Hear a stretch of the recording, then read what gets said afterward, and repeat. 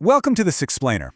Okay, so on its surface, the source material we're looking at today looks exactly like your standard run-of-the-mill alien invasion story. But what it brilliantly disguises is this profound, deeply emotional meditation on time, grief, and really just human nature itself. And it wraps all of that inside a super tense, meticulously crafted sci-fi procedural. Let's dive right in and uncover how this story uses the lens of first contact to explore something incredibly intimate. So think about this for a second. What if the real antagonist of a first contact scenario isn't the aliens at all? What if it's actually human certainty under pressure? Keep that hook in the back of your mind as we go through this. We are so incredibly used to stories where the threat is a giant laser beam or an invading army, right? Well, this completely reframes our expectations. It asks us to seriously consider that the absolute greatest danger we face isn't from the stars, but from our own inability to tolerate not knowing something. It's about the frankly terrifying ways we react to our own unverified assumptions. And honestly, the sheer scale of this unknown is immense.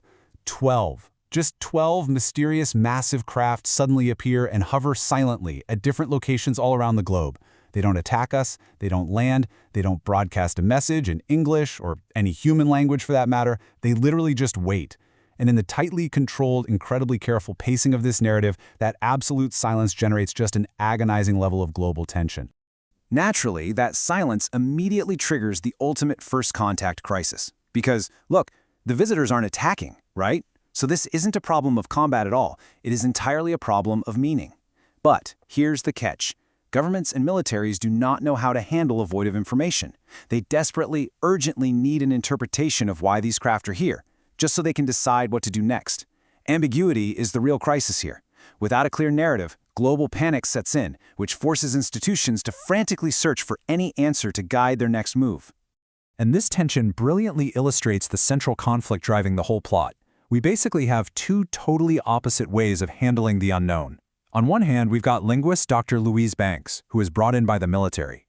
Her method requires immense patience, establishing clear reference points, and actually treating the aliens as entities to build a relationship with. But then, fighting against that, you have the institutional demand. The military, the government, the media. They want speed. They demand absolute certainty right now. And they naturally lean heavily into coercion and threat framing. It's a massive tug-of-war between taking the time to truly understand and the highly dangerous demand to act immediately. So Dr. Banks' actual translation approach is super methodical. First off, you have to define the absolute most basic terms. Second, you establish reference points so both sides know exactly what is being pointed at. And third, which might actually be the most crucial step, you have to reduce all human assumptions. Louise approaches these aliens, the heptapods, not as a puzzle to be conquered by force, but as a relationship to be carefully constructed. She treats every single message they give her as incomplete without proper context. She fully understands that you simply cannot extract meaning by force without completely distorting it. I want you to consider this idea. The unknown is not inherently hostile, but humans tend to force the unknown into a familiar story. Human systems and institutions naturally abhor a vacuum of information. If we don't know what something is, our fear immediately steps in to fill that blank space. And typically, we fill it with a hostile narrative.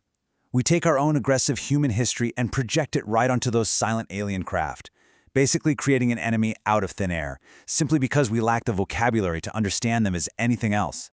This whole psychological tendency creates a really dangerous escalation ladder. Think about the timeline.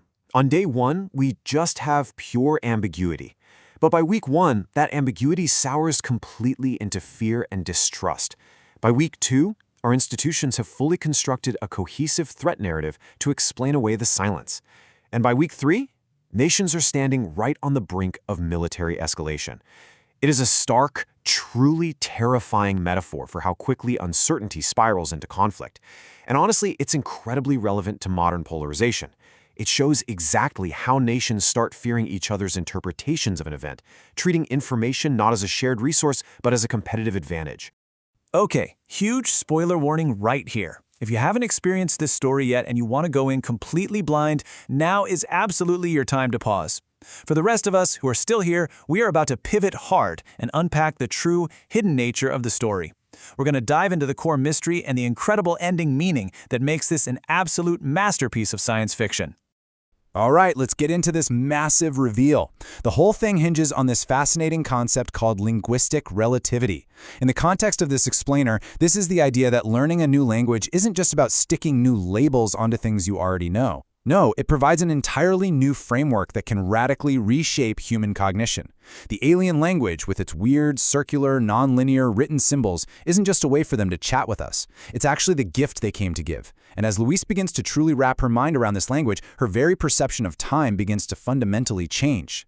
Which leads us straight to the ultimate paradigm shift. Throughout the entire story, we see Louise experiencing these haunting, deeply emotional memory-like fragments of a daughter she loved and lost to a rare disease. Naturally, we, the audience, assume these are flashbacks. But as her mind adapts to the heptapod's nonlinear language, the rug is completely pulled out from under us. We realize these are actually flash-forwards. She is glimpsing a future she hasn't even lived yet. This narrative twist is just brilliant because it doubles as a metaphor for how achieving true meaning and understanding can completely reshape your entire reality. And the crucial tipping point of the whole crisis, it literally comes down to a single translation.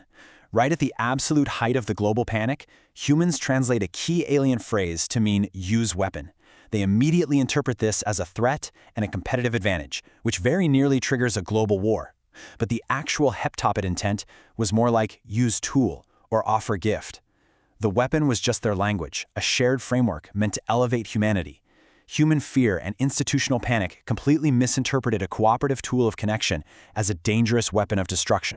What's amazing is how the filmmaking itself communicates these massive, complex ideas without a single spoken word. The visual motifs are doing so much heavy lifting.